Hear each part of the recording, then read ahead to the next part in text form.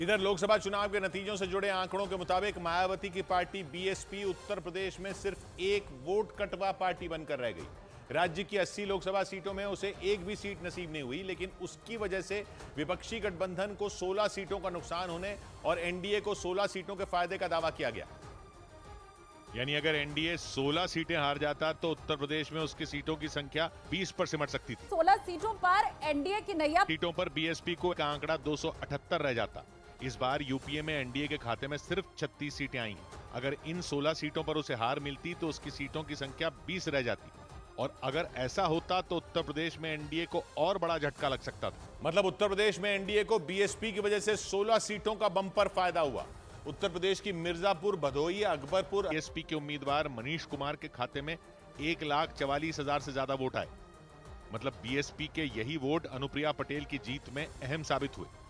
इसी तरह मेरठ में बीजेपी के उम्मीदवार अरुण गोविल को 10,000 से ज्यादा वोटों से जीत मिली, जबकि बीएसपी के खाते में 87,000 वोट पड़े।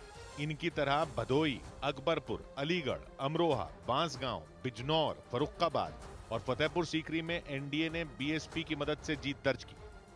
हरदोई, देवरिया, मिश्रिक, फूलपुर, शाहजहांपुर और उन्नाव में भी बीएसपी की वजह से एनडीए की नैया पार लग गई।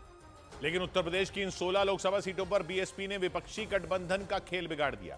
विपक्षी गठबंधन ने यूपी में 43 सीटें हासिल की हैं, लेकिन अगर ये 16 सीटें इसमें जोड़ दिए जाएं तो सीटों की संख्या 59 पहुंच जाती। लेकिन जानकार मानते हैं कि इस चुनाव में वोट कटवा पार्टी बन चुकी बीएसपी की वजह से विपक्षी गठबंधन के लिए वोट कटवा साबित हुई, तो वहीं 6 सीटों पर मायावती की पार्टी ने एनडीए का बेड़ा गर्क कर दिया। और जानकार मानते हैं कि उत्तर प्रदेश में बीएसपी अपना जनाधार खोती जा रही है, लेकिन मायावती के लिए परेशानी यह है कि इस बार उत्तर प्रदेश में उसे कांग्रेस से भी कम वोट मिले। जानकार बताते हैं कि इस लोकसभा चुनाव में मायावती के दलित समुदाय के कोर वोटर विपक्षी गठबंधन में शिफ्ट हो गए, और उसका नतीजा यह हुआ कि यूपी में बीएसपी का सुपड़ा साफ हो गया।